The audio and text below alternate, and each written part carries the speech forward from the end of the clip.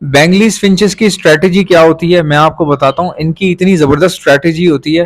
Breeder की strategy होती है, फिंच की स्ट्रेटेजी नहीं होती। ब्रीडर स्ट्रेटेजी क्या करता है, मिसाल के तौर पे जिन लोगों को फिंचेस में इंटरेस्ट है, ऑलरेडी कुछ फिंचेस रखी हुई हैं या ब्रीड करवा रहे हैं या पहले से ब्रीड आ रही है। जैसे कि एक भाई ने मुझे कहा बताया था कि उनके पास पेंगुइन फिंचेस हैं और स्नो वाइट हैं, जैसे मेरे पास पेंगुइन वगैरह हैं। तो उनके पास माशाल्लाह से बल्क क्वांटिटी में है, तकरीबन अराउंड 150 पेयर लगा हुआ है। तो वो कहने लगे कि यार मैं 150 पेयर लगा हुआ है, अच्छा कमा रहा हूँ, खर्चा निकल आता है मेरा, लेकिन मैं चाहता हूँ थोड़ा सा इसको चेंज करूँ, यानी कि कुछ पेयर जो है ना कुछ और लेकर आऊँ। तो उसमें स्ट्रैटेजी क्या अपनाई जाएगी, मैंने उनको जो स्ट्रैटेजी बताई वही मैं आपसे भी शेयर कर रहा हूँ। स्ट्रैटेजी क्या होती है कि आप सबसे पहले बैंगलाइज ले आते हो, जो कि उनके पास नहीं है, क्योंकि उनके पास फिंचे हैं, तो वो ऑलरेडी फिंचे तो सही फीड करवाती हैं। और फिंचों का लाइफ स्पैन भी बहुत तेज तेज गुजरता है, बहुत तेज ब्रीड आती है, बहुत तेज बच्चे निकलते हैं, बहुत तेज बच्चे बड़े होते हैं। तो इसीलिए फिंचों में बैंगलाइज की कोई खास जरूरत पड़ती नहीं है, इसीलिए उन्होंने रखी भी नहीं। अब मैंने उनको कहा कि आप 10 पेयर या 20 पेयर बैंगलाइज के ले आओ।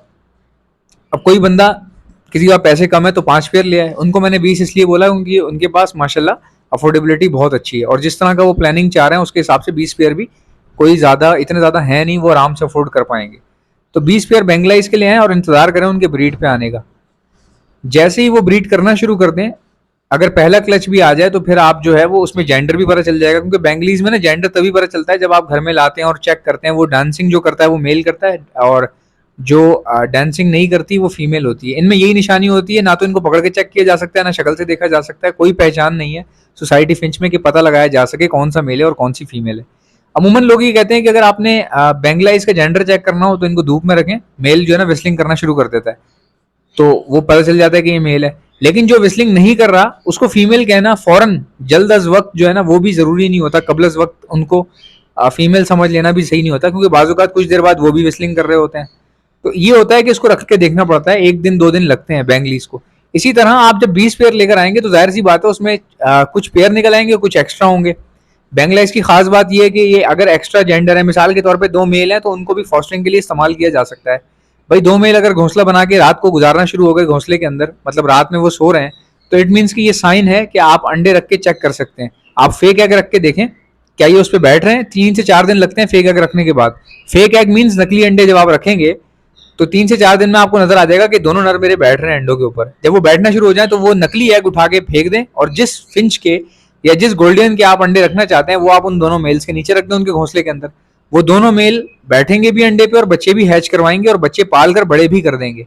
ये खासियत है बैंगलीज की, जिसको सोसाइटी फिंच कहा जाता है। और इनको सोसाइटी इसीलिए कहा जाता है, ये दिमागी तौर पर इनके अंदर ममता इतनी भरी होती है कि ये दिमागी तौर पर बच्चों में फर्क नहीं रखते, ये अपने बच्चों में या किसी दूसरे के बच्चों में। और कई बार ऐसा भी देखने में आया है कि एक घोंसले में 10-10 20-20 जो है बैंगलाइज जाके बैठ जाती हैं और बच्चे भी अंडे भी देती हैं और बच्चे भी देती हैं, और आपस में लड़ती भी नहीं है। इसीलिए इनको सोसाइटी फिंच कहा जाता है। ये बहुत तेजी से फैलती हैं, लेकिन इनका जो असल मकसद है वो है फॉस्टरिंग, यानी कि गोल्डियन अगर आप सेटअप लगाना चाह रहे हैं तो आप फॉस्टरिंग करवाएं, गोल्डियन के अंडे इनके नीचे रखें और इनके साथ आप इनके बच्चे निकलवाएं। इस तरह क्या होगा, गोल्डियन जो है ब्रीड करती रहेगी, उस पर बर्डन भी नहीं आएगा, क्योंकि गोल्डियन जो है वो बहुत नाजुक समझी जाती है। नाजुक से मुराद ये कि उसको टेम्परेचर जब तक अच्छा नहीं मिलेगा वो ब्रीड नहीं करेगी, इस हवाले से नाजुक है। गोल्डियन इतनी भी नाजुक नहीं है कि आप लेकर आए, आपने पकड़ा और दूसरे पिंजरे में डालने लगे और वो मर गई, ऐसा नहीं होता। नाजुक से मुराद यही होता है कि ये ब्रीडिंग बहुत आराम से करती हैं, लेट करती हैं, जब तक इनको टेम्परेचर अच्छा नहीं मिलता, जब तक ये कंफर्टेबल फील नहीं करती। और गोल्डियन के बारे में ये भी मशहूर है कि जब आप 50 पेयर लेंगे तो हो सकता है आपके पास 6 महीने बाद उन 50 पेयर में से सिर्फ 15 पेयर ब्रीड पर आए, बाकी भी आ जाएंगे लेकिन बहुत टाइम लगता है, क्योंकि ये पहली ब्रीड जो है वो लेट करती हैं। जब ये पहली ब्रीड करते हैं उसके बाद ये करती चली जाती हैं, और इनका बहुत अच्छा ब्रीडिंग रेशो है, लेकिन उनका ब्रीडिंग रेशो जो है वो कम है, ब्रीडिंग स्पेन कम है। कैसे कम है मैं आपको बताता हूँ। ये बच्चे तो बहुत देती हैं, 5-5 बच्चे 6-6 बच्चे देती हैं, लेकिन पूरा पूरा साल नहीं देती, क्योंकि गर्मियों में ये ब्रीड नहीं करती, इनकी ब्रीड रोकनी पड़ जाती है। अगर आप गर्मियों में टेम्परेचर नहीं संभाल पा रहे तो इनकी ब्रीड रोकनी पड़ेगी। और जब आप ब्रीड रोकते हैं, यही इनकी खासियत है कि इनका टर्नओवर जो है वो बहुत अच्छा है। बेसिकली जो चीज़ मार्केट में कम नज़र आती है और खूबसूरत बहुत होती है, उसकी डिमांड ज़्यादा होती है। इनकी प्रोडक्शन इतनी ज़्यादा नहीं है जितनी फिंचों की है। मतलब फिंचों की जो ब्रीड अगर आपके पास आ रही है, ये मत समझें कि गोल्डियन रखेंगे तो उतनी ही ब्रीड आपके पास आ जाएगी, ऐसा बिल्कुल नामुमकिन बात है। इनकी ब्रीडिंग है लेकिन इनका स्पेन, ब्रीडिंग स्पेन छोटा है, यानी कि गर्मियों में ये ब्रीड नहीं करती, तो इसीलिए इनकी डिमांड हमेशा बनी रहती है। मार्केट में ये आसानी से मिलती नहीं है। अगर एक दो पीस हो तो लोग फौरन से खरीद लेते हैं। और इनकी खूबसूरती आपके सामने है, ये इतनी खूबसूरत होती हैं कि इनका एक जगह पर पड़े रहना बगैर बिके नामुमकिन सी बात है। इनमें कॉमन म्यूटेशन बहुत ज़्यादा बिकती है क्योंकि वो कम पैसों में मिल जाती है, और वो कम भी बहुत कम नहीं होते, 10,000 से ऊपर ही होते हैं। तो अब आप सोचें कि एक चीज़ 10,000 से ऊपर की है और खूबसूरत भी है और ब्रीडिंग रेशो भी उसका इतना ज़्यादा नहीं है, तो इसका मतलब ये कि उसकी वैल्यू हमेशा बरकरार रहेगी। जैसे क्रीम कॉकटेल है, क्रीम कॉकटेल रख के ब्रीड करवाने वाले लोग बहुत कम हैं, लेकिन खरीदने वाले लोग बहुत ज़्यादा हैं। एक्सपोर्टर भी चाहता है कि उसको क्रीम कॉकटेल मिल जाए, लेकिन क्रीम कॉकटेल से जो ब्रीड लोग करवा रहे हैं वो बहुत कम लोग करवा रहे हैं, इसीलिए क्रीम कॉकटेल का रेट जो है वो हमेशा स्टेबल रहता है। इसी तरह गोल्डन फिंचो का रेट भी स्टेबल रहता है। मार्केट में बहुत कम ऐसी चीज़ें हैं जिनके रेट स्टेबल रहते हैं, like cream cockatiels, like albino cockatiels, like Fischer के अंदर albino red eyes, albino personata, lutino red eyes, और इसी तरह फिंचों में गोल्डन फिंच है। गोल्डन फिंचों का रेट बहुत ज़्यादा स्टेबल रहता है और ये बड़े आराम से बेची या खरीदी जा सकती हैं, क्योंकि खरीदने में ये होता है कि आपको क्वालिटी अगर आप ढूंढ रहे हैं तो टाइम लग जाएगा, लेकिन मिल जाती हैं, ऑन डिमांड मिल जाती हैं। अब बात की जाए कि आसानी से नजर नहीं आती तो फिर मिल कैसे जाती हैं, मैं आपको बताता हूँ। ये कम पीसेस मार्केट में आते हैं, बहुत ज्यादा नहीं आते। मिसाल के तौर पे 6-8 पीसेस आए हैं, आपको किसी के पास नजर आए, आपने खरीद लिए, आपको चाहिए थे, आपको मिल गई। इसी तरह और भी 2-4 लोगों ने खरीद ली, उसके बाद अब ये खत्म हो गई है। अब कोई आएगा तो हो सकता है उसको ढूंढनी पड़े, या फिर उसको खाली हाथ घर जाना पड़े, या फिर उसको अगले इतवार का इंतजार करना पड़े। ये इनका बहुत अच्छा सेलिंग और रेशो है, जो कि ब्रीडिंग रेशो के हिसाब से बहुत, हमेशा इस साइकोलॉजी को समझें, सप्लाई और डिमांड यहाँ पे अप्लाई होती है। कॉमन फिंचें ब्रीड कर रही हैं बहुत ज़्यादा, तो उनकी जो वैल्यू है वो कम है।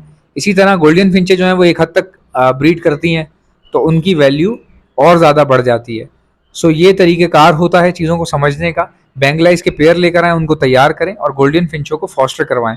बेंगलाइज बहुत अच्छे से पालती हैं अपने बच्चों को। सो गाइज, आप में से किसी को भी बर्ड्स के लिए ब्रीडिंग मल्टीविटामिन चाहिए तो आप ऑर्डर पर मुझसे मंगवा सकते हैं। ये ब्रीडिंग मल्टीविटामिन तमाम बर्ड्स को दी जा सकती है, बस सिवाय गोल्डियन के। गोल्डियन को ब्रीडिंग मल्टीविटामिन नहीं दी जाती क्योंकि इनका स्टमक बहुत कमजोर होता है। फिंचो को आप दे सकते हैं, जावा को दे सकते हैं, कॉकटेल्स को दे सकते हैं और तमाम बाकी बर्ड्स को भी दे सकते हैं। ये ब्रीडिंग मल्टीविटामिन आपको हम all over the Pakistan supply करते हैं। मंगवाने का तरीका, ऑर्डर करने का तरीका मैं आपको बताता हूँ, पहले सुन लें हमारे पास है क्या क्या। ब्रीडिंग मल्टीविटामिन है, किसी के पास चिक्स एक्सपायर हो रहे हों, चाहे फिंच के हो रहे हों, गोल्डन फिंच के हो रहे हों, या फिर कॉकटेल से लेकर लवबर्ड तक के अगर छोटे बच्चे मर रहे हैं आपके पास, उसके लिए डॉक्सीसाइक्लिन का इस्तेमाल होता है। ये भी आपको हमारे पास से मिल जाएगी। Calcium plus vitamin D liquid आता है, जिससे एग फर्टिलिटी बढ़ जाती है और फीमेल जो है वो एग प्रोडक्शन अपनी बढ़ा देती है। ये calcium plus vitamin D liquid उसको हेल्प करता है, दाने में मिलाकर दिया जाता है। ये भी आपको हमारे पास से मिल जाएगा। हमारे पास हैंड फीड भी मौजूद है, हैंड फीड इंजेक्शन भी मौजूद है, और हैंड फीड इंजेक्शन के आगे लगने वाली स्टेनलेस स्टील की नोजल भी मौजूद है। दाना भी हम सप्लाई करते हैं, और दाना अगर ज़ाया हो रहा है उससे बचाने के लिए सीड कंटेनर आते हैं, वो भी आपको हमारे पास से मिल जाएंगे। ऑर्डर करने का तरीका क्या है, इनमें से कोई भी चीज़ चाहिए, उसका नाम लिखो, सामने मेरा व्हाट्सएप नंबर देख रहे हो, ये मेरा व्हाट्सएप नंबर है, इस पर सेंड कर दो। 12 से 24 घंटे में आपका ऑर्डर बुक हो जाएगा। वीडियो को लाइक कर लेना, चैनल को सब्सक्राइब कर लेना। इंशाल्लाह मिलते हैं नेक्स्ट वीडियो में, तब तक इजाजत दीजिए। अल्लाह।